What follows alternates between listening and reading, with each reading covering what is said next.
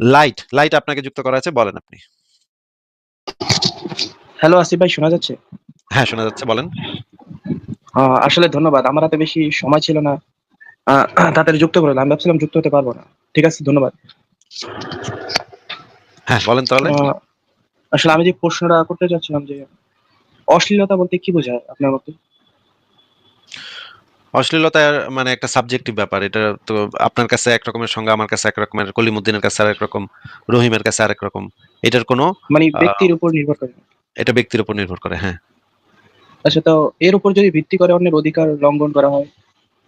এটা খারাপ হবে। মানে আপনার আচ্ছা, ব্যক্তিগত ভাবে যেটা মনে হইতেছে সেটা তো আরেকজনের কাছে সেটা মনে নাও হইতে পারে। যদি এটা রাষ্ট্রীয় দিক থেকে হয়? রাষ্ট্রীয়, তাহলে রাষ্ট্রীয় দিক থেকে সেইটার সংজ্ঞাটা ঠিকভাবে নির্ধারণ করতে হবে যে তারা অশ্লীলতা বলতে কি বোঝাইতেছে। আহ, আচ্ছা, ধন্যবাদ। আরেকটি প্রশ্ন করতে পারি? হ্যাঁ, বলেন। হুম, আসলে এই যে মুমিনেরা বেশিরভাগ সময় দেখে বলে যে আসলে এক মিনিট। হ্যাঁ, বেশিরভাগ সময় যে বলে যে ধর্ম বা পরকাল যদি না থাকতো তাহলে মানুষ তো অন্যায় কাজই করতো। আবার আরেকটা বিষয়ে তারা বলে যে wait wait wait wait wait wait wait ধর্ম পরকাল না থাকলে অন্যায় কাজই করতো। পৃথিবীতে সবচাইতে ধর্মবিশ্বাসী মানুষ কোন দেশে থাকে ভাই? লাইট ভাই, পৃথিবীতে সবচাইতে ধর্মবিশ্বাসী মানুষ কোন কোন দেশে থাকে? কয়েকটা দেশের নাম বলেন তো। এই সবচাইতে যেমন বেশি মানুষ। আফগানিস্তান, বাংলাদেশ, সৌদি আরব, ইরান। পাকিস্তান। পাকিস্তানেও তো মানুষ অনেক ধার্মিক, তাই না? হ্যাঁ। আচ্ছা। আর সবচাইতে ধর্মে বিশ্বাস করে না এরকম কয়েকটা দেশের নাম বলেন তো, যারা ঈশ্বর বা ধর্ম এগুলা পুষেও না। আমি আপনাকে কয়েকটা নাম আহ, বলি, যেমন ধরেন জাপান, তারপর হচ্ছে গিয়ে সুইডেন, ডেনমার্ক, জার্মানি, ইংল্যান্ড। এই সমস্ত দেশের বেশিরভাগ মানুষ হচ্ছে ধর্ম বিশ্বাস করে না, ঈশ্বর আছে এরকম কোনো বিশ্বাস করে না। বা তারা ধর্মহীন, মোটামুটি বেশিরভাগ মানুষই হচ্ছে ধর্মহীন। ইংল্যান্ডে হচ্ছে 49% মানুষ হচ্ছে ধর্মহীন, তারা ঈশ্বরে বিশ্বাস করে না। নেদারল্যান্ডসে আরেকটু বেশি, 70%-এর মতো। সুইডেনে আরেকটু বেশি। ফিনল্যান্ডে আরেকটু বেশি। জার্মানিতে একটু কম, 60%, মানে জার্মানিতে বোধহয় 50 বা এইরকম পার্সেন্টেজ। এই দেশগুলো হইতেছে মানুষ পরকাল টরকাল মানে না, তাই না ভাই? হ্যাঁ, আগে। আচ্ছা, তাহলে আপনি জি যে ভাই। বললেন ধর্ম বিশ্বাস না করলে মানুষ অপরাধ করবে, কিন্তু আমরা তো বাস্তবে তো দেখতেছি উল্টা ঘটনা। বাস্তবে দেখতেছি যে সমস্ত দেশে বেশি মানুষ ধর্ম বিশ্বাস করে, বাংলাদেশে তো 99% মানুষ পরকালে বিশ্বাস করে। পাকিস্তানে 99% মানুষ পরকালে বিশ্বাস করে। আফগানিস্তানে 99% মানুষ পরকালে বিশ্বাস করে। Saudi, Iran, Syria, Lebanon, Jordan, এই সমস্ত দেশে 99% মানুষ পরকালে বিশ্বাস করে। কিন্তু এই সমস্ত দেশের তো অবস্থা খুবই শোচনীয়, খুবই খারাপ। দুর্নীতি, খুনাখুনি, মারামারি, ধর্ষণ, রাহাজানি। আপনাকে যদি ভিসার অফার দেওয়া হয়, সুইডেনের ভিসা আর আফগানিস্তানের ভিসা, আপনি কোন দেশে যেতে চাবেন আপনার পরিবার নিয়ে? হ্যাঁ, অবশ্যই সইডে। সুইডেন। ওমা! কেন ভাই? ওই দেশে তো মানুষ, বেশিরভাগ মানুষ ধর্ম বিশ্বাসই করে না। তাইলে তো ওই দেশে মানুষ তো খুন খারাপই করবে। মনে করেন রাস্তায় বাইর হয়ে গুলি করে সবাইরে মেরে ফেলবে। যারা, যারা আছে তারা, তাই না? এরকম তো হ্যাঁ, হওয়ার হ্যাঁ। কথা। ওমা! কি বলেন এগুলা? আমি তো ভাই বেকুব হয়ে গেলাম। আপনি না বললেন একটু আগে ধর্ম বিশ্বাস করলে নাকি মানে মানুষ নীতি-নৈতিকতা নাকি অনেক ডেভেলপ করে। কিন্তু এখন এখন তো দেখতেছি ভাই আপনি সুইডেনের ভিসা চান। ওগুলো তো ভাই নাস্তিকের দেশ। এখানে তো মনে করেন রাস্তায় সবাই সবাইরে খুনাখুনি করে। রাস্তার ভিতরে মারামারি, কোপাকুপি, ধর্ষণ, রাহাজানি এগুলা হইতেছে নাকি ভাই? সুইডেনে হ্যাঁ, তো এরকম হওয়ার কথা। আসলে মুমিন মুসলমান তো এটাই বলে যে ইউরোপ আমেরিকায় নাকি সারাক্ষণ মানুষ মদ নিয়ে থাকে, সেখানে নাকি নারী পাওয়া যায় সহজে, ফ্রি সেক্সের দেশ। তো ভাই এসব তো বলে, কিন্তু দিন শেষে তো মদ আর ফ্রি সেক্স করলে তো ভাই ওরা এত ডেভেলপ কান্ট্রি কিভাবে? ওরা কি আসমান থেকে কি টাকা-টোকা পড়ে নাকি? ওরা জ্ঞান বিজ্ঞানে সবচাইতে আগায়া, কি এগুলা কি সব আসমান থেকে নাজিল হয়? মানে বুঝলাম না তো বিষয়টা। কেমনে কি? ওদের দেশগুলা চলতেছে কেমনে? মানে ওই মুমিন, যেই মুমিন এই কথা আপনাকে বলছে, ওই মুমিনে যদি ভিসা দেন, যদি বলেন যে তোরে ভিসা দিমু, তুই কোন দেশ যাবি ক? পাকিস্তান যাইবি নাকি ডেনমার্ক যাইবি? সেই মুমিনে কোন দেশে যাইতে যাবে বলেন তো? এটা তো সহজ উত্তর যে সে ডেনমার্কে যেতে চাবে বা ওমা, ডেনমার্কে যেতে চাবে, কিন্তু ওমা, এটা তো সে আপনাকে ধরেন ফ্রি সেক্স, সেটা মনে মনে মদ, রাখলো। মদ, ফ্রি সেক্স। আচ্ছা, ওরা যে মদ এবং ফ্রি সেক্সকে এত করে যে ওরা কত খারাপ, ওরা মদ আর ফ্রি সেক্স করে। ওরা যে ধর্ম বিশ্বাস করে সেটা তো ওরা করে মদ আর ফ্রি সেক্সের জন্যই, তাই না? জান্নাতে গিয়ে ওরা মদ আর ফ্রি সেক্স করবে না ভাই? হ্যাঁ, সেটাই। ওরা মদ আর ফ্রি সেক্সের খায় এসে দুনিয়াতে ধর্ম পালন করে, আর দোষ দেয় হইতেছে মানে উন্নত দেশগুলারে যে ওরা মদ আর ফ্রি সেক্স করতেছে। ভাই তুই তো ধর্মে বিশ্বাস করো মদ আর ফ্রি সেক্সের জন্য। তুই আবার মাওদার ফ্রি সেক্স রে তুই আবার এত মানে অপছন্দ করস, কিন্তু তুই তো তোর সবকিছুই তো চলে, তোর তো জীবন চলে হচ্ছে মাওদার ফ্রি সেক্সের জন্য। মানে উদ্দেশ্যটা হলো সেটাই। কিন্তু দুনিয়াতে মানে তারা সে বলে যে সে মাদার ফ্রি সেক্সের জন্য ধর্ম বিশ্বাস করতেছে, কিন্তু কইতাছে যে মানে নাস্তিকরা মাদার ফ্রি সেক্স নিয়ে পড়ে থাকে। আরে বেটা, তুই তো জান্নাতে গিয়ে মাদার ফ্রি সেক্স নিয়ে পড়ে থাকবি। তুই তো যদি জান্নাতে একবার ঢুকতে পারিস, তুই করবি কি ভ্যানে গিয়া? মাদার ফ্রি সেক্স করবি তুই, তাই না? জি ভাই। ভাই, মানে ওরা বলতেছে মাদার ফ্রি সেক্স খুব খারাপ, আহ এই জন্য আমরা কাফের সাথে আমরা মিশি না, আমরা কাফেরদের থেকে উন্নত। কিন্তু ওরা চায় যে জান্নাতে গিয়ে মাদার ফ্রি সেক্স পাইতে। ভাই এগুলা এদের সাথে কথা বলা তো মুশকিল, তাই না? এই টাইপের মানুষ যারা, যাদের মাথায় বুদ্ধি শুদ্ধি এই লেভেলের, তাদের সাথে তো কথা বলা মুশকিলের ব্যাপার। আচ্ছা বলেন, আপনার কি আর কোনো প্রশ্ন আছে? না, আর কোনো প্রশ্ন বলতে এই ব্যাপারটা একটু ভর করতে চাইছিলাম, যেটা আপনি বললেন যে এই যে তারা যে বলে যে পরকাল যদি না থাকে তাহলে মানুষ ভালো কাজ করবে কেন, বা মানুষ তো পাপ কাজই করবে। তাহলে আর এবার যদি আবার উল্টো করে বলা যায় যে ধর্ম যদি পরকাল নাই বা থাকে তাহলে মানুষ খারাপ কাজই বা করবে কেন? মানে তাদের জীবনের উদ্দেশ্যটা বা কি হবে? কেননা তারা বলে যে জীবনের উদ্দেশ্য আছে, যে পরকাল থাকে আছে বলে মানে জীবনের উদ্দেশ্য আছে, পরকাল না থাকলে জীবনের উদ্দেশ্য থাকবে না। আর উদ্দেশ্য যদি না থাকে তাহলে মানুষ কর্ম করবে কেন, সেটা ভালো হোক বা খারাপ। আচ্ছা, আপনাকে আমি একটা লেখা দিচ্ছি, আপনি কি সংশয়.com এর লেখাগুলো পড়েন ভাই? হম। খুব একটা পড়া হয় নাই, আচ্ছা, আপনি পড়িনি। একটু কষ্ট করে তবে এই আমি লেখাটা আপনার একটু পড়বেন। গ্রন্থাগার সেকশন থেকে একটা বই নামাইছিলাম পড়ার জন্য, ওগুলোই দেখছি। আচ্ছা, একটু যদি কষ্ট করে এই লেখাটা একটু পড়েন, জ্ঞানকোষ পাতাতে এই লেখাটা পাবেন। এই লেখাটার টাইটেল হচ্ছে ধর্ম ছাড়া নৈতিকতা শিখবো কিভাবে। এই বিষয়ে একটা এই লেখাটা আপডেট করেছি আমি। আসিফ আপনি ভাই, একটু যদি টাইটেলটা আবার একটু দেখেন, একটু নিচে নিয়ে আসেন টাইটেল আপনি হচ্ছে একটু ধর্ম ছাড়া নৈতিকতা শিখবো কিভাবে, হ্যাঁ? হ্যাঁ, নিয়ে নিস। আচ্ছা, এই লেখাটা আপনি একটু পড়বেন। এই লেখাটার ভিতরে কিছু ফিলোসফিক্যাল ইয়া আছে, কোশ্চেন আছে, যে কোশ্চেন গুলা হচ্ছে গিয়ে কিছু ডিলেমা তৈরি করে, সেই জিনিসগুলো নিয়ে প্রথমে কিছু আলোচনা করা আছে। এরপরে হচ্ছে গিয়ে একটা ভিডিও আছে, কয়েকটা ভিডিও আছে, এবং নৈতিকতা জিনিসটা আসলে কি সেই জিনিসটা সংজ্ঞায়ন করা আছে একভাবে। এবং পরে আমরা দেখি যে এখানে যে জিনিসটা আছে সেটা হচ্ছে ধর্মের যে সো কল্ড অবজেক্টিভ নৈতিকতা। এটা হচ্ছে আসলে একটা ডিভাইন কমান্ড, এটা আসলে কোনো নৈতিকতা না, এটা হচ্ছে এক ধরনের আদেশ বা কর্তৃত্ব। এটার মানে ইয়া হচ্ছে যে ঈশ্বর বলেছে তাই অমুক কাজটা নৈতিক। কিন্তু আমাদের যে অ্যাবসলিউট বা অবজেক্টিভ নৈতিকতা, যেটা সত্যিকার ভাবে যুক্তি তথ্য প্রমাণের উপর নির্ভরশীল, সেইটা এইটার উপরে নির্ভর করে না, সেটা নির্ভর করে এই চার্টের উপরে। আরেক ধরনের নৈতিকতার কথা আহ, দার্শনিকরা বলে, সেটা হচ্ছে সাবজেক্টিভ নৈতিকতা, সেটা স্থানকাল পাত্র এবং প্রসঙ্গ নির্ভর। এই তিন ধরনের মোটামুটি নৈতিকতার ধারণা পাওয়া যায়। কিন্তু এইগুলোর ভিতরে মাঝখানের যেটা আছে অ্যাবসলিউট বা অবজেক্টিভ নৈতিকতা, এটাই হচ্ছে সবচেয়ে যুক্তি প্রমাণ ভিত্তিক। এই অর্থেই আমরা এই কাজগুলা করি।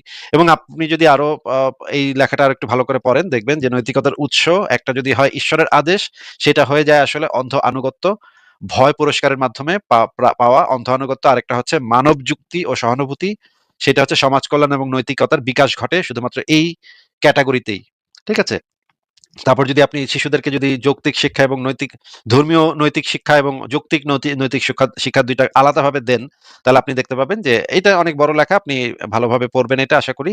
এখানে কিছু চার্ট দেওয়া আছে, চার্টের মধ্যে আমি এই জিনিসগুলা আহ, দেখানোর চেষ্টা করেছি যে এই এবং প্রাণী জগতেও নৈতিকতার যে ধারণা আছে, প্রাণী জগতের ভিতরেও যেমন ধরেন হাতিদের ভিতরে সহানুভূতি পাওয়া যায়, অন্য হাতির প্রতি এক ধরনের সহানুভূতি, মমতাবোধ, এই জিনিসগুলো পাওয়া যায়। এবং কাকের ভিতরে খুবই ভালোভাবে এই জিনিসটা লক্ষ্য করা যায়। একটা কাক যদি আপনি দেখেন মারা গেছে, তখন দেখবেন অনেকগুলা কাক এসে, মনে করেন আপনি একটা কাককে মেরে ফেলছেন, দেখবেন সেই দিন অনেকগুলা কাক এসে আপনার বাসার সামনে কা কা কা কা করতে থাকবে এবং আপনাকে প্রতিবাদ করতে থাকবে। আপনাকে তারা যে এই কাজটা পছন্দ করে নাই সেই জিনিসটা তারা এক্সপ্রেস করবে।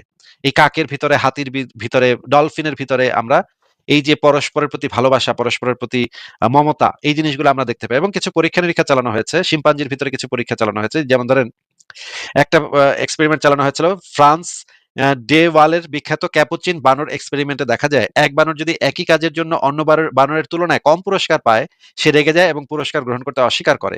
এটা স্পষ্ট প্রমাণ যে ন্যায়বোধের বীজ প্রাণী জগতে বহুকাল আগে থেকেই রোপিত ছিল। মানে প্রাণী জগতের ভিতরেও মানুষের যে ডেভেলপমেন্ট, মানুষের যে বিবর্তন, এটার সাথে এই মানুষের নীতি নৈতিকতার একটা সম্পর্ক আছে। মানুষ তাদের সমাজ থেকে তাদের বিবর্তনের ধারাবাহিকতায় এই নৈতিকতার জ্ঞানগুলা ধীরে ধীরে ডেভেলপ করে। এবং মানে প্রাইমেটদের মধ্যে এই জিনিসগুলো আছে এবং মানুষের মধ্যে এই জিনিসগুলো আছে। এইগুলার জন্য আসলে ওহী বা ধর্ম এটা খুবই হাস্যকর বিষয়। এখানে ওহী বা ধর্মের কোনো গুরুত্ব নাই। এবং নাস্তিকতাবাদ সম্পর্কে যদি আপনি পড়েন, নাস্তিকতাবাদের যে নৈতিকতা বা ধর্মহীন যে নৈতিকতা, সেটাই একমাত্র মানুষের সত্যিকারের নৈতিকতা। কারণ এটা যুক্তি প্রমাণ এগুলোর উপরে নির্ভরশীল। এই বিষয়ে কাজ করে। যদি সেটা ধর্মহীন হয়, নৈতিকতা যদি ধর্মহীন হয়, যদি ঈশ্বরের আদেশহীন হয় তখন।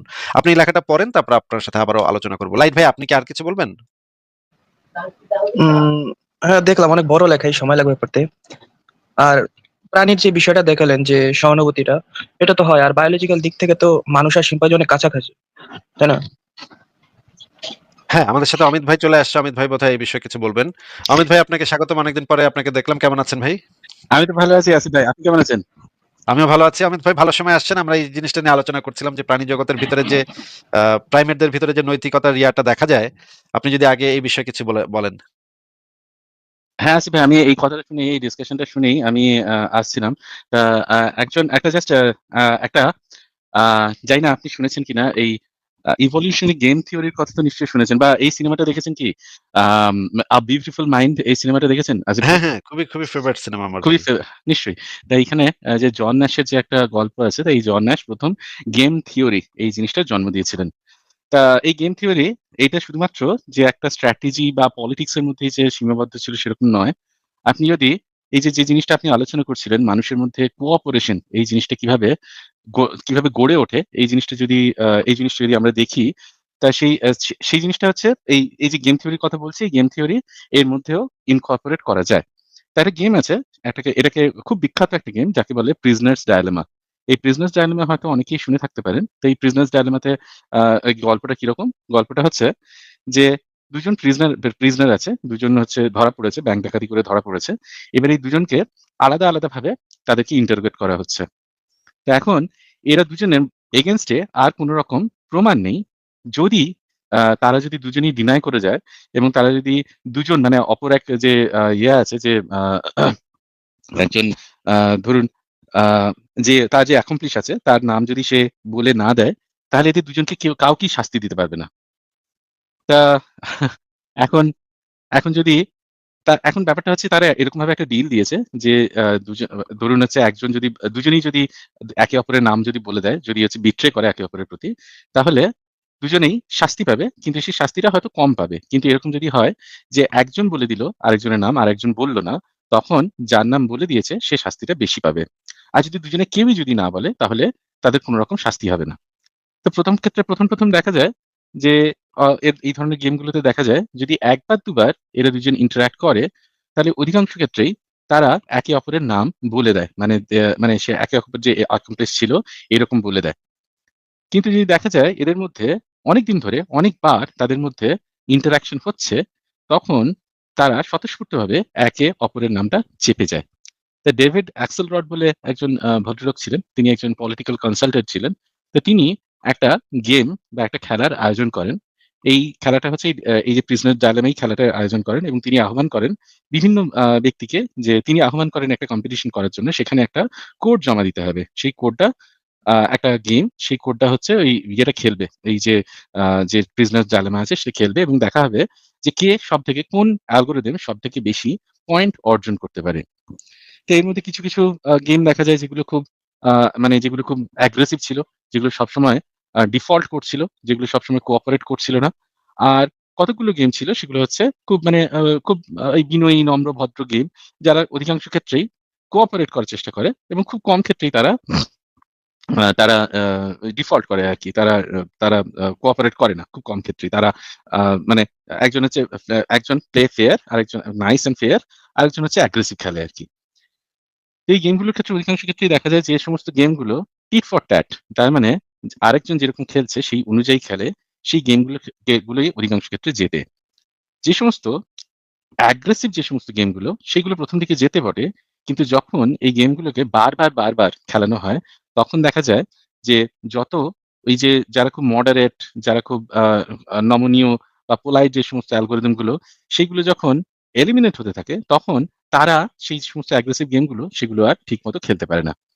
তো এই জিনিসটাকেই, একটা বই আছে ডেভিড অ্যাক্সেলরড এর, দ্য ইভলিউশন অফ কোঅপারেশন।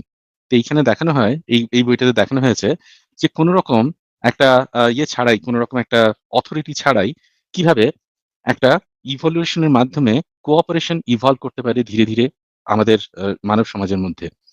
তো মানব সমাজ যে এই জায়গায় এসেছে তার প্রধান কতগুলো কারণ আছে। তার মধ্যে একটা বড় কারণ হচ্ছে ল্যাঙ্গুয়েজ। আমরা যখন কথা বলতে শিখেছি এবং ল্যাঙ্গুয়েজের সাথে আরো একটা বড় জিনিস সেটা হচ্ছে আমরা যখন বানিয়ে বানিয়ে গল্প বলতে শিখেছি। এই গল্পগুলো বলার মাধ্যমে এক প্রজন্ম থেকে আরেক প্রজন্মে ইনফরমেশন পাস হয়েছে এবং নতুন প্রজন্মকে একদম কেঁচে গন্ডুস করতে হয়নি প্রথম থেকে। এবং ঠিক এই কারণে দেখবেন যুভাল নোয়া হারারি তার বইয়ে একটা জায়গাতে বলছেন যে মানুষ যখন ল্যাঙ্গুয়েজে ব্যবহার করতে শিখেছে এবং যখন গল্প বলতে শিখেছে, তখন একটা বৃহৎ কোনো জেনেটিক্যাল পরিবর্তন ছাড়াই তারা একটা বিশাল একটা লিপ দিয়েছে। তারা সভ্যতার ক্ষেত্রে, সংস্কৃতির ক্ষেত্রে একটা বিশাল লিপ দিয়েছে। তা এটা হচ্ছে ১ নম্বর পয়েন্ট যেখানে মানব সভ্যতা উন্নত হয়েছে। সেকেন্ড আরেকটা পয়েন্ট যে কারণে মানব সভ্যতা উন্নত হয়েছে, সেটা হচ্ছে কোঅপারেশন। মানুষের কাছে কোন রকম মানুষের দাঁত নেই বড়, বড়। মানুষের বড়, বড় নখ নেই। মানুষের মাসল পাওয়ারও কম। মানুষ ছুটে যে খুব দ্রুত পালিয়ে যাবে ধরুন খরগোশ বা হরিণের মতো সেরকমও নয়। কিন্তু তবুও মানুষ ইভলভ করল কিভাবে? মানুষ এই মানে এরকম একটা ওয়াইল্ড একটা এনভায়রনমেন্ট এর মধ্যে টিকে গেল কিভাবে? তার একটা বড় কারণ হচ্ছে সেটা হচ্ছে কোঅপারেশন। এই কোঅপারেশন হচ্ছে এমন একটা জিনিস যখন ধরুন আমি আপনি দুজনে কম্পিট করার থেকে যখন একে অপরকে কমপ্লিমেন্ট করি, তখন আমরা যে রিসোর্স গুলো থাকে এই রিসোর্স গুলো আমরা একে অপরের মধ্যে ভাগ করে নিতে পারি এবং সেটা একটা ইভলিউশনারি বেনিফিট হিসেবে দেখা যায়। এক্ষেত্রে কি হয়? এক্ষেত্রে কম্পিট করার জন্য যে কস্টটা এই কস্টটা আমাদেরকে দিতে হয় না। তাই জন্য অধিকাংশ ক্ষেত্রে দেখা যায় যে যখন কোনো একটা কমিউনিটি বা একটা কোনো ধরনের একটা সোসাইটি সেটা যখন খুব ছোট সংখ্যক থাকে সেখানে সেখানে যখন এই কোঅপারেশনের মতো কোনো একটা স্ট্র্যাটেজি যখনই উদ্ভব হয় তখন সাথে সাথে সেটা চারদিকে ছড়িয়ে পড়ে। তাই জন্য কোনো অথরিটিকে এইভাবে বলে দিতে হয় না। কিন্তু এখন সমস্যাটা কি? সমস্যাটা হচ্ছে যে আমি যে কোঅপারেট করব, আমার সাথে আমার চারপাশের লোকজন যে কোঅপারেট করবে এর নিশ্চয়তা কোথায়? এই নিশ্চয়তা দেওয়ার জন্য একটা অথরিটির দরকার হয়েছিল। এবং সেই জিনিসটা আমি মাঝে, মাঝেই আমাদের টিম মেম্বারদের মধ্যে যখন হচ্ছে নতুন, নতুন টিমের লোকজন আসে যখন, প্রতি বছর যখন ইন্টার্নশিপ করতে যখন এই লোকজন আসে, তখন আমি তাদের সাথে এই গেমটা খেলে থাকি। এই গেমটা কি করি? এই গেমটা হচ্ছে আমরা ৪ টে টিমে ভাগ করি। ৪ টে টিমে প্রত্যেকের কাছে কার্ড থাকে, তাস থাকে। একটা হচ্ছে লাল আরেকটা হচ্ছে কালো। এই লালটা হচ্ছে প্লে রুড আর যে কালোটা সেই কালোটা হচ্ছে প্লে নাইস। বা রিভার্স ও করতে পারেন কিন্তু আমি এইভাবে খেলি আরকি। এবারে ৪ টে টিমকে ৪ টে জায়গায় বসানো হয়। তাদের মধ্যে কোন রকম কমিউনিকেশন থাকে না। আমি একজন গেম মাস্টার। এইবারে যদি প্রত্যেকে যদি আ কালো খেলে, ৪ টে টিমই যদি কালো কার্ড আমাকে দেয় একটা রাউন্ডে, প্রত্যেকে হচ্ছে ১ পয়েন্ট করে জেতে। যদি এরকম হয় যে একজন কালো দিয়েছে, বাকি ৩ জন লাল দিয়েছে, তাহলে যে কালো খেলেছে সে একটা নেগেটিভ পয়েন্ট পায়। আর যে লাল খেলেছে যতজন তারা ১ পয়েন্ট করে পায়। ঠিক এরকমভাবে যদি ধরুন ২ জন কালো খেলেছে, ২ জন লাল খেলেছে, তখন যারা কালো খেলেছে তারা মাইনাস পায়। আর যারা লাল খেলেছে তারা তারা 1 +1 করে পায়। সরি +2 করে পায়। এবার যদি এরকম হয় যে ৪ জনই লাল খেলে, তখন কি হয়? তখন প্রত্যেকে মাইনাস করে পয়েন্ট পায়। -3 করে পয়েন্ট পায়। তার মানে তারা একটা কস্ট দিতে হয়। তো ১ম দেখা যায় যে যদি এই গেমটা যখন খেলা হয় তখন এই কম্পিটিটিভ মনোভাবের জন্য তারা সবাই ভাবে যে আমি কালো খেললাম বাকিরা সবাই যদি লাল খেলে দেয় আমাদের তো নেগেটিভ হবে বাকিদের পজিটিভ হবে। এই ভেবে প্রত্যেকেই ১ম দিকে লাল খেলে। তো তাদের সবাই ধীরে ধীরে নেগেটিভ পয়েন্ট accumulate করতে থাকে। এই জিনিসটা তারা ১ম এ বোঝে না যে নেগেটিভ পয়েন্টের ইয়েটা কি। যখনই আমি তারপরে বলি যে একটা কাজ করা যাক এইবারে আমরা রিয়াল মানি দিয়ে খেলবো। মানে ধরুন হচ্ছে যত পয়েন্ট হবে ততস্য নেগেটিভ টাকা মানে ততস্য টাকা আমাদেরকে সেই টিমের লোকজনকে আমাকে দিতে হবে। যদি তারা পজিটিভ পায় তারা তখন হচ্ছে পজিটিভ টাকাটা তারা নিয়ে যেতে পারে, তারা পার্টি করতে পারে, সেরকম কিছু করতে পারে। এই একটা প্রভিশন থাকে। তো ১ম আ একটা ১ম দেখা যায় যে যখন হচ্ছে টাকার বা পয়সার ব্যাপার থাকে না, তখন সবাই নেগেটিভ ইয়ে দেয়। যখন নেগেটিভ পয়েন্ট গেইন করতে থাকে কিন্তু যখনই তারা রিয়াল কস্ট থাকে পকেট থেকে যখন পয়সা দিতে হয়, তখন তারা নিজেদের মধ্যে তারা আলোচনা করে তারা পজিটিভ মানে তারা ওই পজিটিভ পয়েন্টে যাওয়ার চেষ্টা করে। সবাই তখন কালো খেলার চেষ্টা করে। এইবারে আরেকটা জিনিস কি হয়? আরেকটা জিনিস হয়, এটা হচ্ছে একটা সিনারিও হয়। ২ নম্বর ব্যাপার কি হয়? যখন আমি সবাইকে বলে দিই যে, "দেখ ভাই সবাই কিন্তু লাল খেলবি তাহলে তোরা পজিটিভ পয়েন্ট সরি সবাই তোরা কালো খেলবি তাহলে তোরা সবাই পজিটিভ পয়েন্ট পাবি।" এই অথরিটিটা যখন বলে দেওয়া হয়, তখন সবাই কি করে? সবাই ওই কালো খেলতে শুরু করে। তখন আমি বলি যে, "This is how you invented religion." Religion ঠিক এই জিনিসটা করারই চেষ্টা করে। যে কোনো একটা অথরিটির কথা বললে, কোনো একটা ভয় দেখিয়ে একটা এনশিওর করার চেষ্টা করে যে সমাজের মধ্যে সবাই যেন প্লে ফেয়ার, প্লে নাইস। কিন্তু এই জিনিসটাকে সবাই acknowledge করে কেন? কারণ সবাই ওই প্লে ফেয়ার, প্লে নাইস আমি যেটা খেলছি সেটা সবাই যেন এরকমভাবে খেলে সেটা সেটাকে তারা একটা ইয়ে করার চেষ্টা করে। তারা সেটাকে আ এনশিওর করার চেষ্টা করে। তো এখন আমরা হিউম্যান বিইং, আমরা একটা রেশনাল হিউম্যান, আমরা রেশনাল, আমাদের মধ্যে বুদ্ধি আছে। আমরা কোনো একটা জিনিস পড়াশোনা করে, যেমন ধরুন প্রাচীন যুগে কি হয়েছে সেই ধরনের ইতিহাস, বা ধরুন কোনো মাইথোলজির গল্প, এই সমস্ত পড়াশোনা করে, যেমন ধরুন সেটা ঈশপের গল্প হতে পারে, কথামালার গল্প হতে পারে, বা ধরুন এই পঞ্চতন্ত্রের গল্প হতে পারে। এই গল্পগুলো পড়ে আমরা এই গল্পগুলোর মাধ্যমে আমরা সমস্ত সমাজের মধ্যে একটা এনশিওর করার চেষ্টা করি যেন অধিকাংশ লোক প্লে ফেয়ার, প্লে নাইস এবং কোঅপারেট করে। এইভাবেই কোন রকম অথরিটি ছাড়াই কিন্তু হিউম্যান বিইং এর মধ্যে এই ইভলিউশন হয়েছে, কোঅপারেশন এর ইভলিউশন হয়েছে। কিন্তু আপাতদৃষ্টিতে দেখে অনেক সময় আমাদের মনে হতে পারে যে একজন অথরিটি আকাশ থেকে বলে দিয়েছে বলেই হয়তো সবাই ভালো হওয়ার চেষ্টা করছে। কিন্তু একটা জিনিস সবসময় ভাবার কথা, যে ধরুন একটা পার্কে একটা সকালবেলা কেউ একজন হাঁটতে গিয়ে সেখানে দেখলো বেঞ্চে একটা এক এক ব্যাগ হয়তো টাকা পড়ে আছে, ভোরবেলা হাঁটতে গিয়ে। এখন একটা সিনারিও চিন্তা করুন, সেখানে একটা সিসিটিভি ক্যামেরা আছে দেখে সেই সে ওই টাকাটা নিজে হস্তগত করল না, নিজে চুরি করল না। এর মানে কিন্তু এটা নয় যে এই ভদ্রলোক নৈতিক। এর মানে হচ্ছে এটা, তার মধ্যে একটা ভয় আছে, সেইজন্য সেই কাজটা করছে না। ঠিক এইভাবেই যখন একটা ধর্ম যখন একটা ইম্পোজ করে যে কোনো কিছুর একটা লোভ দেখিয়ে যে স্বর্গে এটা হবে, মৃত্যুর পরে স্বর্গে এটা হবে, ভগবান তোমাকে এটা দেবে বা এইভাবে শাস্তি দেবে। এরকম ভয় দেখিয়ে বা কোনো কিছুর লোভে যখন কোনো কিছু করে কোনো মানুষ এই অথরিটির জন্য, সে কিন্তু সত্যিই নৈতিক কিনা এই বিষয়ে আমার যথেষ্ট সন্দেহ আছে। কারণ অধিকাংশ ক্ষেত্রে দেখা যায় যে তারা সুযোগ পেলেই তারা এইরকম তারা কিন্তু সেই নৈতিকতা থেকে, তাদের আপাত নৈতিকতা থেকে তারা বেরিয়ে আসে।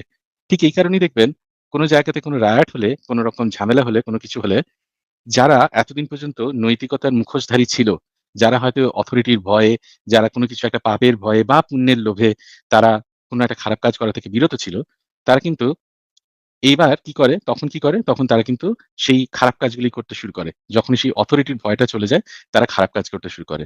It proves, এটা সত্যি এই জিনিসটা বলে যে সেই মানুষগুলোর মধ্যে কিন্তু সেই rationality, নৈতিকতা, শিক্ষা-দীক্ষা বা তাদের সেই বিচার বুদ্ধি বিবেচনা সেটা কিন্তু বিকশিত হয়নি। এটুকুই। এর মধ্যে এটাও হইতে পারে অমিত ভাই, অনেক সময় সেই অথরিটির নাম ধরেই সেই বা অথরিটির ওর মানে নির্দেশনা হিসেবেই মানুষ সেই অন্যায় কাজগুলা করে, তাই না? এরকমও তো হ্যাঁ, হতে পারে অবশ্যই। যারা হচ্ছে মনে করেন অবশ্যই আসিফ জঙ্গি। ভাই। হুম, মানে একজন ইসলামিক জঙ্গি, সে মনে করে যে আল্লাহ তাকে নির্দেশ দিয়েছে যে কাফেরদেরকে হত্যা করতে। এটাও তো হয় সমাজে, তাই না? হ্যাঁ, অবশ্যই। এবং সেজন্যই সেরকমই দেখি আমরা। যখনই হচ্ছে এই জিনিসটা যখনই ইয়ে হয়ে গেল, এবং এটা কেন হয়? কারণ দেখুন, কিছু মানুষ এই জিনিসগুলোকে exploit করেই। যে ধরুন কোনো একটা কথা, কোনো একটা জিনিস, কোনো একটা সমাজে, সেখানে ওই যে বললাম না যে ভয়টা যখনই সরে যায়, তখনই তারা সেই নৈতিকতার মুখোশ থেকে তারা বেরিয়ে আসে এবং তারা যত রকম অনৈতিক কাজ হতে পারে সেগুলো করতে শুরু করে। এবং আ আ আরেকটা জিনিস তারা কি করে? তারা যতটা পারে তারা সেই জিনিসগুলোকে exploit করার চেষ্টা করে সেই অথরিটির নামে। যে অথরিটি মানুষকে হয়তো ঐরকম এই নৈতিক শিক্ষা দেওয়ার একটা ভেগ ধরেছিল এতদিন পর্যন্ত। এইজন্য দেখবেন, যদি মানুষ শিক্ষিত না হয়, মানুষ যদি নিজের রাইট সম্পর্কে সচেতন না হয়, তাহলে শুধুমাত্র যে এই যে যারা অথরিটিটাকে ধরে রাখার চেষ্টা করছে আরকি, বা সমাজের যারা শোষক শ্রেণী, তাদের তাদের এগেইনস্ট এ তারা যেতে পারে না। এবং এইজন্যই সবসময় যখন এই জিনিসটাকে এক্সপ্লয়েট হয়, তখন সেই জিনিসটা এমন একটা জায়গাতে গিয়ে পৌঁছয়, এমন এক্সট্রিম একটা লেভেলে গিয়ে পৌঁছয়, যে সেখান থেকে সত্যি করে বেরিয়ে আসার প্রয়োজন হয়। সেই জিনিসটা সমাজের জন্য কখনো ওষ্ঠাগত হয়ে যায়। তাহলে এই কথাটাও ঠিক বলেছেন আসিফ ভাই, যে ঐরকমই অথরিটির চক্করে, অথরিটির ঐরকম ভয়ে অনৈতিক কাজ মানুষ করে বৈকি। যেমন বললেন, টেরোরিজম থেকে শুরু করে যেটা যেটা সমস্ত ধর্মের মানুষই করে। সেটা হিন্দু হোক, মুসলিম হোক, যেকোনো ধর্মের মানুষই করে। সেটা যেমন ধরুন একটা ইয়েতে, এই যে কি বলে, এই মুম্বাই এবং পুনেতে এইখানে হচ্ছে বাজরাং দলের একটা খুব ইয়ে আছে, যখন এই 14 ফেব্রুয়ারির সময় তারা সবাই একসাথে বেরোয়। এবং যারাই হচ্ছে কোনো কাপল যদি সেলিব্রেট করতে যায় কোথাও, তারা গিয়ে মানে ইচ্ছে করে গিয়ে তাদেরকে অপদস্থ করে, তাদের মুখে কালি ছুঁড়ে দেয়, তাদের জামাকাপড় ছিঁড়ে দেয়, এই সমস্ত কাজগুলো করে। তা সেটা হচ্ছে তারা কিন্তু সেই ধর্মের নামেই, সেই অথরিটির নামেই কিন্তু করে আসিফ ভাই। ঠিক আছে। লাইট ভাই, আপনি কি আর কিছু বলবেন? না, ধন্যবাদ। ঠিক আছে, আপনাকে তাহলে আজকে বিদায় জানাই লাইট ভাই। আপনার সাথে কথা বলে ভালো লাগলো। আবারও নিশ্চয়ই কথা আচ্ছা, ঠিক হবে। আছে। তাহলে আপনাকে বিদায় জানাচ্ছি। অমিত ভাই, এই যে বিষয়গুলা, যে মানুষ যে আ কিভাবে সোসাইটি ডেভেলপ করেছে ধীরে, ধীরে এবং পারস্পরিক সহযোগিতার মাধ্যমে, এবং তারা দেখেছে যে এই জিনিসগুলা আসলে কাজ করতেছে। সমাজকে একটা গোত্র আ গোত্রের টিকে থাকার জন্য এই জিনিসগুলো আসলে আ তাদের সারভাইভ করার জন্য এই জিনিসগুলো আসলে কাজ করতেছে, এবং শান্তিপূর্ণভাবে থাকলেই সবচাইতে আ সুখে, সবচাইতে শান্তিতে থাকা যায়। আ যুদ্ধ না করে। এই জিনিসগুলো তো মানুষ ধীরে, ধীরে রিয়ালাইজ করেছে এবং এখন আস্তে, আস্তে আরো প্রতিদিন বুঝতে পারতেছে। কিন্তু এর মধ্যেও তো কিছু মানুষ আছে যারা যুদ্ধ বাধায় নতুন, নতুন যুদ্ধ তৈরি করে বা অন্য দেশ আক্রমণ করে আক্রমণ করার চেষ্টা করে। কিন্তু তারপরেও তো মেইনস্ট্রিম যে মানব সভ্যতা সেটা তো আসলে শান্তির দিকেই আগাচ্ছে, তাই না? নাহলে তো পৃথিবীতে টেকা মুশকিল হয়ে যেত। অবশ্যই আছে ভাই। এবং আপনি যখন এই ভেরিটাসিয়াম বলে একটা চ্যানেল আছে। এই চ্যানেলটা যদি দেখেন, তা সেখানে এই যে ডেভিড আক্সেলরের এই গল্পটা নিয়েই সে শুরু করছে আরকি। তার আগে একটা জিনিস বলছে 1950s এ হঠাৎ করে আমেরিকা ডিটেক্ট করল যে রাশিয়ার অঞ্চলের কাছাকাছি কিছু মানে বাতাসে এনভায়রনমেন্ট এ বেশ কিছু রেডিও অ্যাক্টিভ ইয়ে পাচ্ছে, রেডিও অ্যাক্টিভিটি পাচ্ছে। তো তারা বুঝলো যে রাশিয়া হয়তো পরমাণু বোমা পরীক্ষা করেছে। তো এইটা শুনে আমেরিকা তো প্রমাদ গুনল যে রাশিয়ার হাতেও এখন পরমাণু বোমা। তাহলে তো এই যে ব্যালেন্সটা সেটা তো প্রায় ইকুয়াল হয়ে গেল। এইবারে ওরা শুরু করল কি? ওরা হচ্ছে আমেরিকাও শুরু করল প্রচুর পরিমাণ পরমাণু বোমা মজুত করা। রাশিয়াও এদিকে হচ্ছে প্রচুর পরিমাণ নিউক্স তারা মজুত করতে শুরু করল। কিন্তু সমস্যাটা এমনই যে কেউ কিন্তু কারোর উপরে নিক্ষেপ করতে পারবে না। তারা শুধুমাত্র নিজেদের যে শক্তি সেটা বাড়িয়ে যাচ্ছে। কিন্তু এই দুটো দেশই কিন্তু এই শুধুমাত্র এইটা করার জন্য বিলিয়নস অ্যান্ড বিলিয়নস ডলার খরচ করছে। তাই জন্য তারা ধীরে, ধীরে এই জিনিসটা বুঝে তারা একটা চুক্তিতে এলো যে নিউক্স গুলো তারা ডিঅ্যাক্টিভেট করবে। এবং কিভাবে করবে? এরকম যদি হয় যে আমেরিকা মিথ্যে কথা বলে যে আমরা করেছি বলে করল না, রাশিয়া যদি করেছি বলে করল না, এরকম যদি হয়, তারা বলল যে একটা চুক্তিতে এলো যে একটা সময় পর তারা একটা নির্দিষ্ট সংখ্যা নিউক্স বা হচ্ছে পরমাণু বোমা তারা ডিঅ্যাক্টিভেট করবে এবং প্রত্যেকের যে মজুদ ভান্ডারটা আছে সেটা পরখ করে দেখবে, একটা অডিট করে দেখবে আরকি। যদি কোন রকম ডিসক্রিপেন্সি থাকে তাহলে তারা সেটা তখন হচ্ছে তারা নিজের মতো ব্যবস্থা নেবে আরকি। তো এইভাবে তারা ধীরে, ধীরে নিজেদের পরমাণু বোমাগুলো সেগুলো ডিঅ্যাক্টিভেট করতে থাকে এবং সেই পরমাণু বোমা এই সমস্ত কোনো কিছুতে এনগেজ হয় না। তো এখন ব্যাপারটা হচ্ছে তাই যে সমাজে আমরা এই জিনিসটা দেখি যখন সমাজে অধিকাংশ মানুষই তারা হচ্ছে শান্তিপ্রিয়। অধিকাংশ মানুষই একটা একটা স্টেবল লাইফ এর মধ্যেই থাকতে বেশি ভালোবাসে। তা এদের মধ্যে কি কিছু মানে অশান্তিপ্রিয় থাকে না? হ্যাঁ, অবশ্যই থাকে। কিন্তু অধিকাংশ ক্ষেত্রেই শান্তিপ্রিয় মানুষ। বিশেষ করে 1945 এ সেকেন্ড ওয়ার্ল্ড ওয়ার যখন শুরু হলো, তখন মানুষ যখন ইতিহাসের দিকে তাকিয়ে পেছন ফিরে তাকালো যে কি ধরনের ধ্বংস করেছে তারা দেখলো। সেখান থেকে তারা দেখলো কি লাভ হয়েছে। এইটা যখন মানে কস্ট বেনিফিট যখন এনালাইসিস করতে শুরু করলো, তারা বুঝলো যে শুধুমাত্র ক্ষতিটাই হয়েছে। যে জিতেছে তারও ক্ষতি হয়েছে, যে হেরেছে তার তো ক্ষতি হয়েছে বটেই। যে জিতেছে সেও যে খুব লাভ করেছে সেরকম নয়। সেজন্য ধীরে, ধীরে মানুষ এই জিনিসটা যখন বুঝতে শিখলো যে যুদ্ধ করে এই সমস্ত কোনো কিছু হয় না, তখন দেখবেন এই যে ইউরোপিয়ান কান্ট্রিজ গুলো কিন্তু একটা ইউনিয়নের মধ্যে দিয়ে গেল। সেখানে সুইডেনে বসে জার্মানিতে কাজ করা যায়। ইতালিতে বসে নেদারল্যান্ডের কোম্পানিতে কাজ করা যায়। শুধুমাত্র ইউরোপিয়ান ইউনিয়নের থ্রু দিয়ে তারা ট্যাক্সটা পেলেই ওই দেশগুলো ট্যাক্সটা পেলেই ট্যাক্সটা যথাযথ বন্টন হলেই তারা খুশি। কোনো অসুবিধা হয় না। কিন্তু আমাদের এই সাউথ এশিয়ার যে দেশগুলো যেমন ধরুন ভারত, বাংলাদেশ, পাকিস্তান, নেপাল, শ্রীলঙ্কা এরা কিন্তু এইভাবে কাজ করে না। যদি এই জিনিসটা হতো একটা গ্লোবাল ভিলেজের টাইপের হতো, যেখানে হচ্ছে এরকমই পাসপোর্টের দরকার নেই, যেখানে কোন রকম ব্যারিয়ার নেই, সেরকম যদি হতো, আমাদের life would have been even smoother ওরকম হচ্ছে এই কোন একটা দেশ ধরুন হচ্ছে ভারতকে পাকিস্তানের ভয়ে তাদেরকে ওই বর্ডার সিকিউরিটি রক্ষা করতে হতো না। থাউজেন্ডস অ্যান্ড মানে মিলিয়নস অ্যান্ড মিলিয়নস ডলার সেখানে স্পেন্ড করতে হতো না। তারা সেই সমস্ত জিনিসগুলো অন্য খাতে যেমন ধরুন শিক্ষা হতে পারে, আ সে এখানে সড়ক ব্যবস্থা হতে পারে, স্বাস্থ্য হতে পারে, স্বাস্থ্য হতে চিকিৎসা পারে। অবশ্যই এইগুলোতে তারা খরচ করতে পারত এবং that would have been much better life for us. Asif ভাই। আ ঠিক আছে অমিত ভাই, আমরা একটা জিনিস নিয়ে কয়েকদিন আগে আলোচনা করছিলাম। সেখানে আপনাকে আমি মিস করেছি যে আমি একটা জিনিস আলোচনা করছিলাম যে মিলগ্রাম এক্সপেরিমেন্ট বলে একটা এক্সপেরিমেন্ট হয়েছিল। হু, হু। সেখানে একটা ইলেকট্রিক শক দেয়া হচ্ছিল মানুষদেরকে এবং কর্তৃপক্ষের আদেশ কিভাবে মানুষ মেনে চলে এবং কর্তৃপক্ষ যখন তাকে এই ধরনের একটা আদেশ দিচ্ছে যে সে জানে যে মানে একটা রেটিং আছে সেই শক দেয়ার। একটা মারাত্মক মানে এক্সট্রিম লেভেলের শকও আছে। আ যে ওই কাজটা না করলে একজন ব্যক্তি অন্যদেরকে শক দিবে। সেই ইলেকট্রিক শকটা দিবে।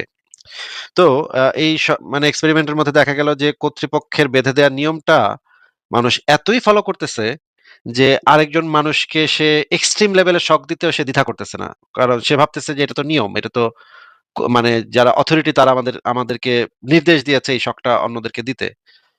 এই কারণে সে হুদাহুদি অন্য মানুষকে শক দিচ্ছে। সে রিফিউজ করতেছে না। সে বলতেছে না যে না আমি শক দিব না। কিন্তু কিছু মানুষ পাওয়া গেছে যারা মানে অনেকে রিফিউজ করছে কিন্তু কিছু মানুষ পাওয়া গেছে যে তারা কর্তৃপক্ষের মানে নির্ধারিত ইসে দ্বারা এতই প্রভাবিত হয় যে সে আরেকজন মানুষকে এই এক্সট্রিম শক দিতেও দ্বিধা করে না সামান্য ভুলের কারণে। হ্যাঁ, সামান্য ভুল হইলে সে শক দেয়। আপনি এই এক্সপেরিমেন্টটা যদি একটু পড়তেন এবং দেখতেন, এটা নিয়ে নিশ্চয়ই। যদি একটা আমরা আলোচনা করতে পারতাম একদিন, তাহলে খুব ভালো হইতো অমিত ভাই। বেশ আসলে আমি এই এক্সপেরিমেন্টের সম্পর্কে আমি একটু জানি, কিন্তু ওরকম ইন ডেপথ পড়াশোনা নেই, বা এটা সাইকোলজিক্যালি কি হোয়াট ইজ দ্য ইমপ্লিকেশন এইটার, সেটা আমি হয়তো মানে এখনই আমার জানা নেই। আমি এসে একদিন, তাহলে আমি একদিন পড়ে এসে একদিন তাহলে আপনাকে বলবো এই ব্যাপারটা নিয়ে বিস্তারিত। ঠিক আছে অমিত ভাই, তাহলে আপনি কি থাকবেন? আমরা কি যুক্ত করবো আরো মানুষকে? আমরা আপনি যুক্ত করুন, আমি একটুখানি তাহলে ডিনার করে আসি, কারণ ডিনার হয়নি। আমি ডিনার করে আসি, আমি ততক্ষণ শুনি। আচ্ছা, তবে আপনি এইটা নিয়ে আমি আপনার লাইভ গুলো তো শুনি রেগুলার। আপনি সেদিনকে এই মেলগ্রাম এক্সপেরিমেন্ট এটার কথা যে বলছিলেন, আমি এটা শুনেছি। তা আমি অবশ্যই আমি জানতাম না যে আজকে আপনি এটা নিয়ে কথা বলবেন। আমি তাহলে পড়ে আসবো। পড়ে এসে আমি আপনাকে বলব। কেমন? ঠিক আছে অমিত ভাই, তাহলে আমরা বেশ, আরো কয়েকটা জিনিস আমার হাতে আছে, সেগুলো নিয়ে আমি আপনার সাথে আলোচনা করবো আরেকদিন। বেশ, ঠিক আছে বেশ। তাহলে। আর আমি ছোট, ছোট করে ভিডিও বানাতে শুরু করেছি। আপনি হয়তো দেখেছেন কিনা জানি না। কি বলে, Facebook এ পোস্ট করছি ধীরে, ধীরে। হ্যাঁ? যদিও এআই দিয়ে আপাতত বানাচ্ছি, আরেকটু ভালো করে বানানোর ইচ্ছে আছে। আ দেখবেন যদি ইচ্ছা হয় তো। হ্যাঁ? আমার ঠিক আছে, Facebook প্রোফাইলে পেয়ে যাবেন। ঠিক আছে অমিত ভাই, ঠিক আছে। বেশ, থ্যাংক ইউ সো মাচ। আশা করি সবাই ভালো আছে। ঋষভ আর সিদ সবাই ভালো আছে আশা করি। হ্যাঁ অমিত ভাই, বেশ, ঠিক আছে। আপনারও আশা করি ফ্যামিলি ভালো আছে। হ্যাঁ, হ্যাঁ। আজকে আমরা একটুখানি বেরিয়েছিলাম। বেরিয়ে এলাম। তখন হচ্ছে আমি রাস্তায় আস্তে আপনার এই লাইভটা শুনছিলাম। এসে ঘরে ঢুকেই আমি জামা প্যান্ট না ছিঁড়ে আপনার লাইভে ঢুকলাম আরকি এই কথাটা বলার জন্য। আচ্ছা আচ্ছা, তাই। ঠিক আছে ভাই। বেশ। আপনি তাহলে এগিয়ে যান। আপনি